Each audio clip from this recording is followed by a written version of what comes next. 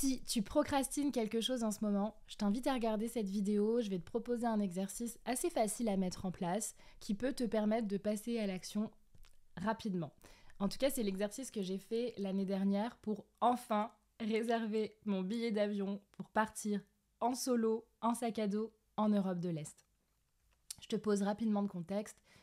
Toute mon adolescence, j'ai rêvé de partir faire le tour du monde. Mais j'avais toujours une excuse de ne pas le faire. Au début, c'était mes études. Ensuite, j'ai lancé un projet d'entreprise, donc il fallait d'abord que je le stabilise. Ensuite, j'étais en couple, donc je pouvais pas. Bref. Et l'année dernière, j'ai vraiment senti que c'était le moment pour moi de partir, même si j'étais en couple. Je sentais que j'étouffais et qu'il fallait absolument que je parte. Donc j'en ai parlé à mon compagnon du moment, qui l'a pas forcément bien pris, mais on en a discuté. Bref, j'ai levé un peu les obstacles au départ, et donc il me manquait plus qu'à partir. Et pourtant, je procrastinais de ouf parce qu'au début, je devais partir en juin. Je disais à tout le monde que je partirais en juin. Finalement, après, j'ai dit non, mais je partirai en août. Puis finalement, non, mais je partirai à la rentrée en septembre. Et puis, non. Bref, je suis partie en octobre. Je suis persuadée que beaucoup de personnes de mon entourage pensaient que je ne partirais jamais. J'en suis sûre. Et parce que je procrastinais grave jusqu'à ce que je fasse cet exercice. L'exercice s'appelle Fear Sitting de Tim Ferriss et vraiment j'exagère à peine quand je vous dis que quelques instants après avoir fait l'exercice, j'ai réservé mon billet d'avion pour Budapest. L'exercice, il est très simple. C'est un tableau, 3 colonnes. Donc vous prenez une feuille et vous faites 3 colonnes. Dans la première colonne, vous allez lister toutes vos peurs par rapport à X. Toutes vos peurs à l'idée de faire X. Donc dans mon cas, je vais vous donner l'exemple. J'ai le tableau sous les yeux, je vais vous donner des exemples de ce que moi j'avais noté, mes peurs par rapport à partir en solo en Europe de l'Est. Donc moi j'avais noté à ce moment-là, j'ai peur de me sentir seule, j'ai peur de m'isoler. Donc ça va ensemble, mais j'ai peur de me sentir seule, mais vraiment la peur de m'isoler. J'avais précisé que c'était la peur d'être un peu paresseuse, de pas trop sortir, de m'ennuyer. J'avais noté la peur de me perdre aussi, mais de me perdre, pas de me perdre dans le pays, la peur de me perdre moi, parce qu'en plus je passais une période assez compliquée de ma vie, donc j'avais noté ça, la peur de me perdre, surtout mentalement, de me sentir complètement paumée, encore plus que maintenant, et de revivre une dépression. J'avais vraiment noté beaucoup de peurs. J'avais noté la peur de stresser pour l'argent, la peur de négocier, même des peurs assez pratico-pratiques, peur de ne pas savoir négocier, peur de ne pas bien parler en anglais et donc d'avoir un blocage dans la communication. J'avais vraiment noté des peurs subtiles, comme la peur de me perdre mentalement, peur de regretter aussi, je vois, peur de ne pas trouver mon rythme, et des peurs un peu plus pratico-pratiques, peur de ne pas bien parler en anglais, peur de ne pas savoir négocier. Vraiment, j'ai tout noté. Donc dans cette colonne, notez tout ce qui vous fait peur par rapport à X. Et vous allez voir que déjà, de faire ça, c'est déjà beaucoup. Parce que on se retrouve avec nos peurs assis à côté de nous, en fait. Et ça devient concret. Ça devient concret, on les voit maintenant. Nos peurs ne sont plus dans l'inconscient. On les voit, elles sont assises là, toutes nos peurs, et on les voit. Et donc, maintenant qu'on les voit, nos peurs, on peut réfléchir à qu'est-ce qu'on peut mettre en place pour éviter que ça arrive. Donc la colonne numéro 2, c'est qu'est-ce que je peux faire pour les éviter? Qu'est-ce que je peux faire pour éviter que cette peur arrive? En face de chaque peur, je note des idées de choses que je peux faire pour que ça ne se produise pas. Et donc là, l'idée, c'est de faire preuve de créativité. Vous pouvez noter n'importe quoi. Je vais vous donner des exemples, moi, par rapport à mes peurs. Mais faites de la place à votre créativité. Et puis, si vous n'avez pas d'idée, demandez. Demandez à vos proches, demandez là, sous cette vidéo, en commentaire, pour telle peur. Est-ce que vous avez des idées de ce que je pourrais mettre en place pour pas que ça arrive? Demandez si vous buguez, parce que ça peut arriver, votre cerveau peut vous faire bugger.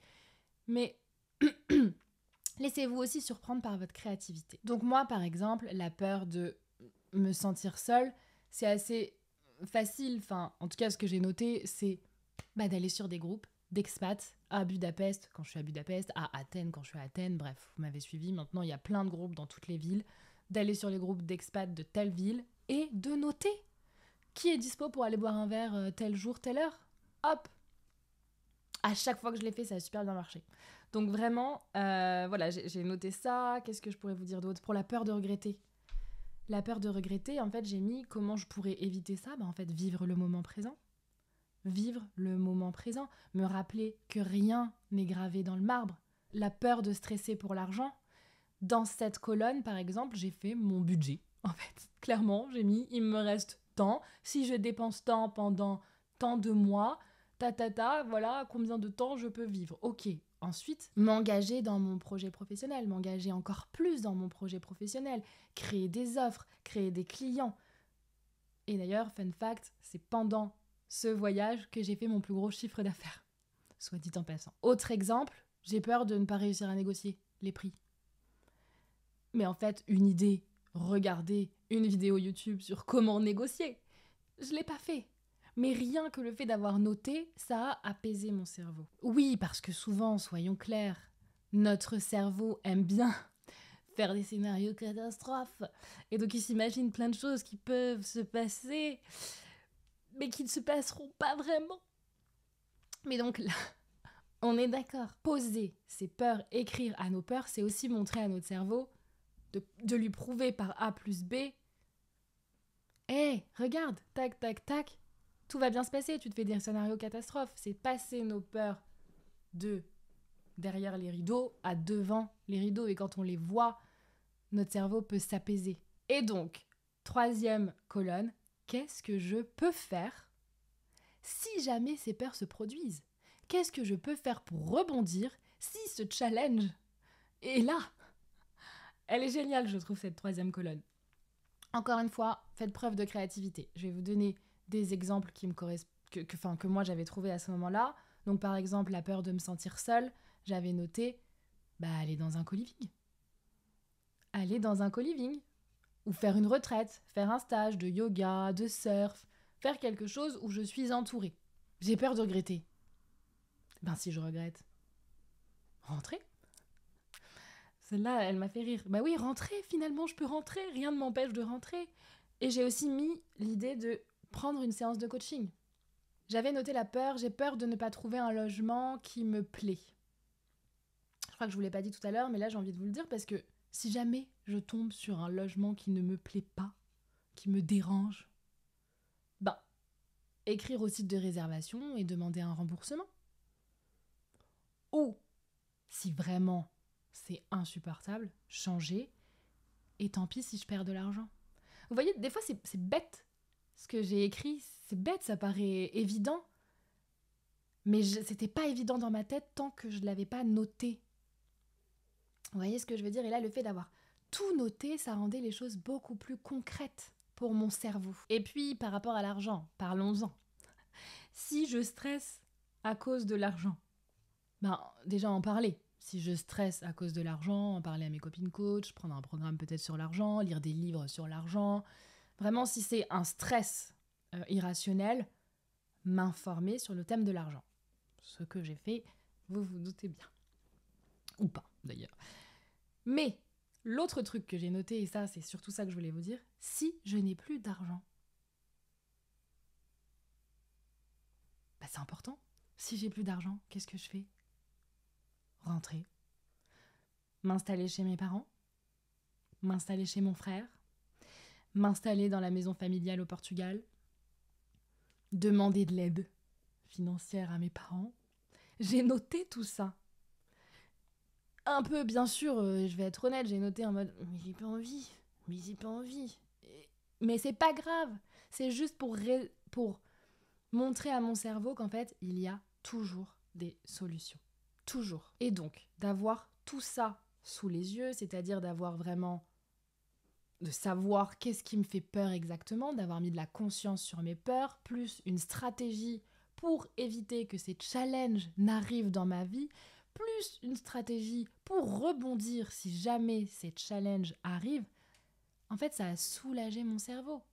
Mon cerveau qui partait dans des scénarios catastrophes. Là, je lui ai montré par A plus B, regarde, tout va bien se passer.